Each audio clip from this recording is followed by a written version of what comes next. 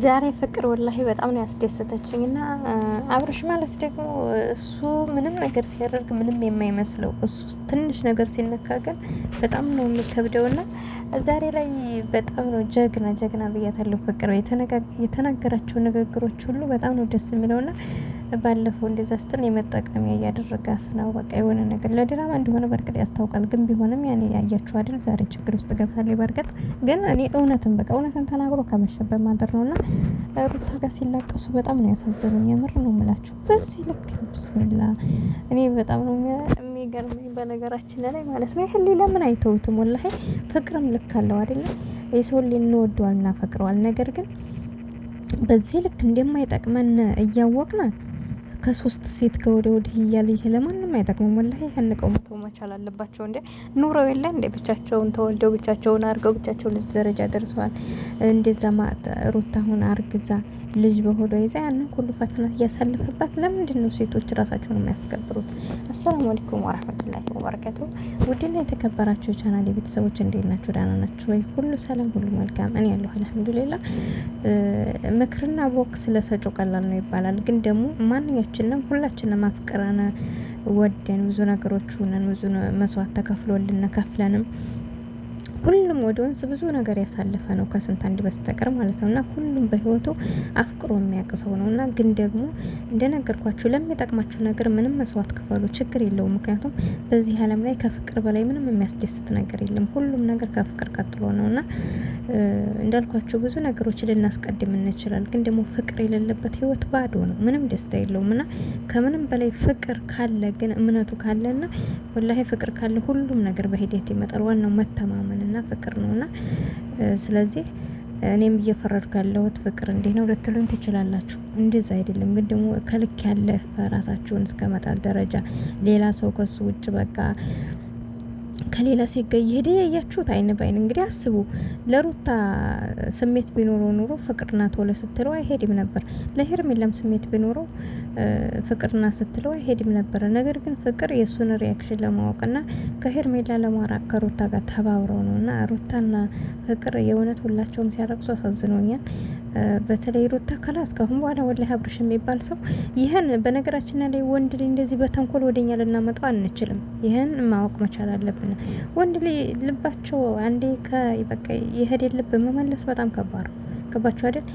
ውጭ ከለመደ በቃ ሳይለምር ነው እንጂ እናንተ እንትን ማለት ያለባችሁ። እንደዚህ አይነት ጸባይ ካለው ለእናንተ ቢመጣም አይጠቅማችሁ። ምክንያቱም እንዴ በዲን አቅፎ ማደር ምን ይሰራላችኋል? ልቡ ከሌላ ሰው የሆነን ሰው እናንተ በየሱም በዲን አቅፎ ማደር ልክ አይደለም። ገባችሁ? ደስታም የለውም። እና በዚህ ልክ ደግሞ አውጥቶ እየተናገረና ካሁን በኋላ እርግጠኛ ነኝ ሩታ የልጅ አባት ምን ችግር አለው? ለምን 5-6 ላይ ይወለዱ አይደል እንዴ? አንድ ላይ ማሳደግ አቅታል እንዴ? ደግሞ ልጁን ማሳደግ አቅቷትም ሳይሆን እሱ አሁን የሱ ፍቅር ነው እንደዚህ ያደረጋቸው። ገብታችኋል አይደል? ግን ደግሞ እንደነገርኳቸው የሰው ልጅ ልንቀና ሊያመና ይገባል። ከኛ ውጭ ሄደን ሰው ከኛ ውጭ ሌላ ሰው ጋር የሚሄድን ሰው ከዚህ በላይ በምንም አይነት ጥፋት ይቅርታ ልትሉት ትችላላችሁ። በምንም አይነት ሁኔታ እንትን ልትሉት ትችላላችሁ። ያኔ ይቅር ብላችሁት ልትቀጥሉ ትችላላችሁ። ነገር ግን ይቅር ብላችሁት እንኳ መልሶ እዛ ቦታ ውስጥ ከሆነ እንደዚህ አይነት ሰው ምን ይሰራል? ህይወት እኮ አጭርነት ወላሂ መቼ እንደምንሞት አናውቅም። እና አንዳንድ ጊዜ የምንደሰትበትን እንጂ ሁሌ የምንከፋበት፣ የምናለቅስበት፣ የምናዝንበት ህይወት መኖር የለብንም። ገባችሁ አይደለ? ውበት እንኳን የሚኖረን ሰላም ሲኖረን ነው። የምሬ ነው የምነግራችሁ። እናንተ በምትናደዱ ሰዓት ውበታችን እየተበላሸ ፊታችን በቃ ነገሮች እንትን እያሉ ጨጓራችንን በሽታ ላይ እየወደቅን መኖር ላለብን ህይወት መኖር አንችልም። መኖር ላለብን ሰዎች ልንኖር አንችልም። እና ብዙ ነገሮች ይመጣሉና ማንም ሰው ቢሆን እያያችኋት ነው። ወላሂ ሩታ አለቀሰች እና እያየው ነው። እሷን ትቶ ከሄርሜላ ጋር ከሄደ ሰዓት ጀምሮ ራሱ ማቆም ትችላለች። ወንድ ልጅ በልህ ወደኛ ህይወት ልናመጣ አንችልም። አሁን ከፍቅር ጋር ሆነው ይሄን ነገር አደረጉ። ግን እመኑኝ ወደ ሩታ ጭራሽ ሊመለስ አይችልም።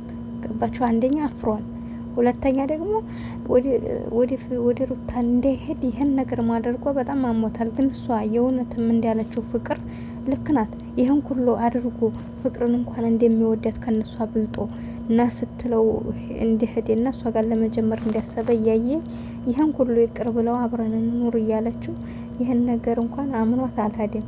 አምኖ የማይሄድበት እንግዲህ አያምናቸውም። ሁለተኛ ደግሞ እሱ ለሩታና ለሄርሜላ ፍቅር ቢኖረው ወደ ፍቅር ተመልሶ አይሄድም ነበር። ፍቅር ደግሞ እንግዲህ አይተዋል። የገባቸው ፍቅር ጀግና ብያታለሁኝ። ለምን ትክክለኛውን መንገድ ነው እየነገረችው ያለችው። የልጅህ እናት ናት፣ ብዙ መስዋዕት ከፍላለች። ከሷ ጋር ተመለስ፣ ይህን ሁሉ እንደዚህ አድርግ፣ ከኔ ጋር ተመልሰ መምጣትን እንኳ እያወቀ ይቅር ብላ አንተን ለመመለስ ያደረገችው ነው ብለዋለች። ና እኔ በጣም ነው ያደነኳት። ፍቅርን ግን ደግሞ ሲቀስርባት አይታችኋል። አሁንም ቢሆን ድጋሜ ከነሱ ህይወት የማትወጣ ከሆነ አብርሽ አስሮባታል። አይታችሁታል። በጣም ተናዷል። ና ስለዚህ ፍቅር ከዚህ እንደውም ከአሁን በኋላ ጭራሽ እንዲህ አይነት ድራማ ውስጥ ማግባት የለባትም። እንዳልኳቸው አንዳንድ ጊዜ የሰው በቀል ወይ ደግሞ የሆነ ነገር እንደዚህ በሽሽቅ ውስጥ ስንገባ በማናውቀው ነገር ህይወታችንን አደጋ ላይ ነው የምንጥለው። ና አይታችኋታል። መቷታል እጇን እና እንደዚህ እንትን እያላት ወላሂ ተሰምቷታል። ግን ደግሞ ከሁላቸውም በላይ ለፍቅር ቦታ አለው አብርሽ። ነገ ጧት ባያፈርስም ማለት ነው። አናቅም የነገውን እና አሁን ተበላሽቷል አብርሽ። በቃ ወላሂ ነው የምላችሁ፣ ለማንም አይጠቅምም። ና ፍቅርም የተረዳችው ነገር ይህን ነው። በቃ ከሩታ ጋር እንኳ ተመሳጥረው ይህን ነገር ባይጀምሩትም ግን የምትረዳው ነገር ምንድን ነው እንዳለችው ዛሬ ሩታ ፊት እንትን ስትለው ከሩታ ጋር ሄርሜላ እንትን ስትለው ከሄርሜላ ጋር እንደገና ደግሞ አሁን ከነሱ ለመላቀቅ ወደ ፍቅር ሄደ። ከፍቅር ደግሞ ነገር ሌላም ሰው እንትን ይላል። አሁን በቃ አማራጭ የለውም። ግን ወላሂ በዚህ ቅጽበት ሁኔታ ውስጥ ሆኖ ራሱ ይሄን ሁሉ እያረገ እያዩ ሴቶቹ አሁንም አያርማቸውም። ሄርሜላ አሁን ነገ ጧት እንደዚህ አይነት ነገሮችን አውቆ አብረን ኖር ቢላት ትቀበለዋለች፣ የሩታንም ቢላት ትቀበለዋለች። አያቸዋል። ስለዚህ ወንድ ልጅ ሁልጊዜ ሲፈልገን ብቻ የምንገኝ ከሆነ ለእኛ ፍቅር አይኖረውም። የምናለቅስ ከሆነ በየስሩ እየሄድን ወጣ ገባ ሀርክ መጣ በቃ ቆፍጣኖች መሆን አለብን። ደግሞ እንዲህ ነው ብዬ እንዳልናገር ሩታም ሆነ ሩታና ፍቅር ያው ሁሌ ምንትን ናቸው። ሄርሜላ እንኳን ከመጣች አንስቶ ይኸው ትለጋለጋለች። እስካሁን ድረስ ምንም አይነት ነገር ቢያደርግ ሁሌም በመጣሳ ተጠብቃለሁ ነው የምትለው። እኔ ሄርሜላ ለየት ያለ ነው ወላሂ።